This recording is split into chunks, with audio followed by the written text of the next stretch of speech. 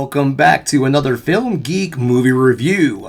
I decided to pull out the old Batman Forever mugs again to bring them back. It's been a minute since I've used them, so here they are. Once again, the Batman Forever mug. Here you are, folks. See?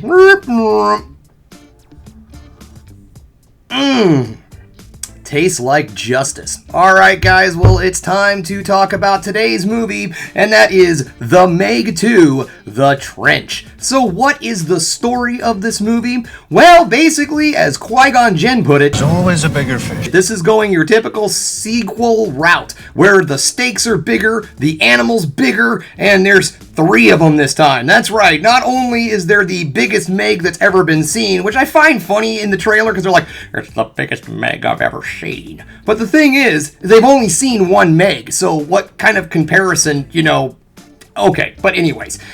Bigger Meg, and then 2 more. So 3 times the carnage with, again, a PG-13 rating. But okay, all that aside, I did enjoy the first one. My only gripe was the rating. Other than that, I had a blast with it. It's a definite shark attack, animal attack, popcorn flick. Do not put too much into that movie. And this one looks par the course. Well, like I said, there are more Megs, bigger Megs, and looks like a resort is under attack.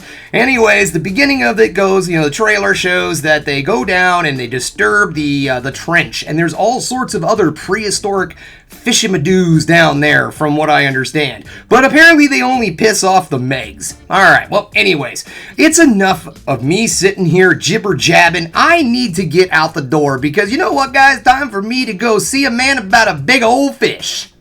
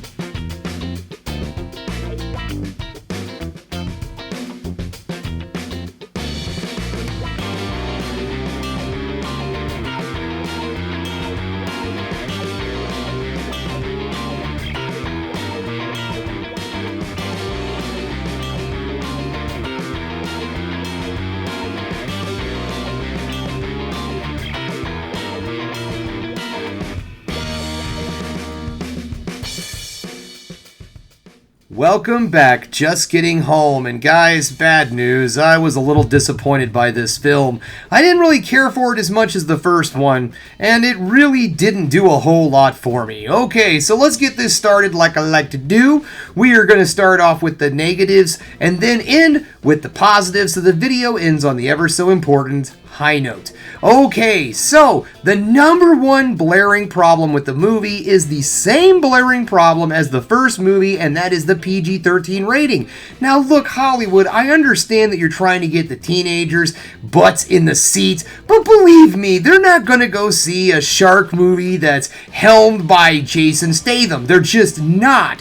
Kids aren't really, into him these days. He was a great draw for people my age and, the millennials and all. But really, if you're trying to get those PG-13 butts in the seat, this is not the movie for them.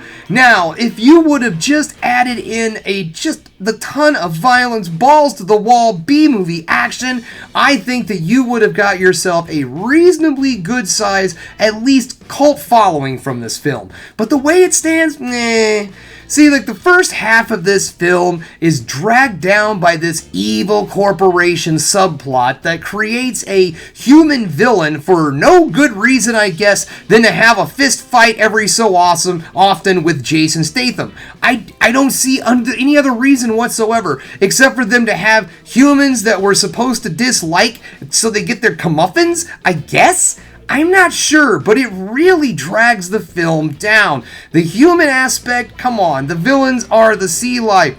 They did show in the trailer that there are some other, like, large animals and such, you know, and they kind of shine a little bit at the beginning of the movie. But we don't get enough of what the title of this is, and that's The Meg. Really, it's only until the last half of the film that we even care about it. Like, the first half of the movie, yes, the three Megs are out there. I mean, they don't, you know, pussyfoot around. They do a good job of introducing the shark and getting the shark going, but they just kind of forget about it for like 45 minutes, and then all of a sudden it's like, that goddamn shark. Oh wait, there's three of them. Dadgum.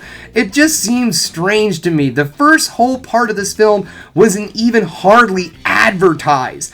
Nothing really starts kicking it until literally the second half of this film. You spend almost an hour with this whole evil corporation subplot that literally goes nowhere. It only serves one purpose, and that is it. And I'm not going to tell you what it is because it's actually a plot point, but god damn it, it's one of those things that you're like, we spent over an hour on this, what? And it's not even what I want. So that was a big negative for me. The thing that I went to go see for this film was cheesy, over-the-top, B-movie horror action. And I got a little bit of action, definitely didn't get any horror, and let's just say 0 on the blood front. There were some pretty fun shots that kind of simulate something that you're like, that was a bit gruesome. But most of the kills in this film are lined up for comedic purposes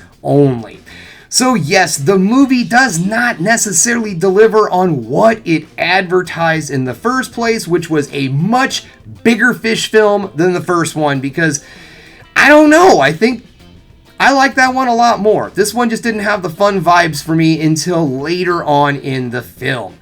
Now, let's get into the positive, shall we? The positive, the second half of the film, when we finally get into the movie that we wanted. It becomes fun. Out of nowhere, we start getting wisecracks from other characters. There's other fun subplots that happen.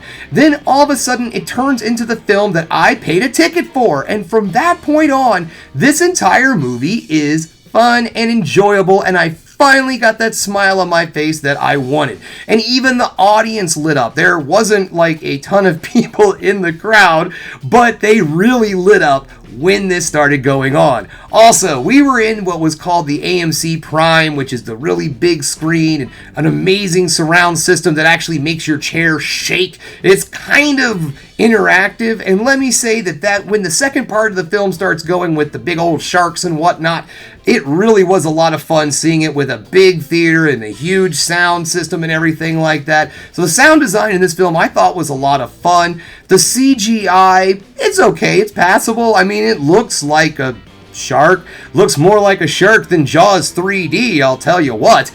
But it looked okay. I mean, it's CGI. It's what you would expect from a movie like this. The action is on point. Eventually, when we get there, the entire build-up takes forever, but when the action happens, it's a lot of fun. And, yeah, the cast. Oh, the cast. The cast does an excellent job, despite the fact that the script is extremely limited. I really like the characters, at least the main characters. The whole evil corporation, you barely get to know those guys. You completely forget who they are. Once all the real fun begins, it's like, okay, bye. So it was whatever when they finally kind of go away. But yeah, is this a film that I recommend solidly in theaters? Well, guys, no, honestly, no.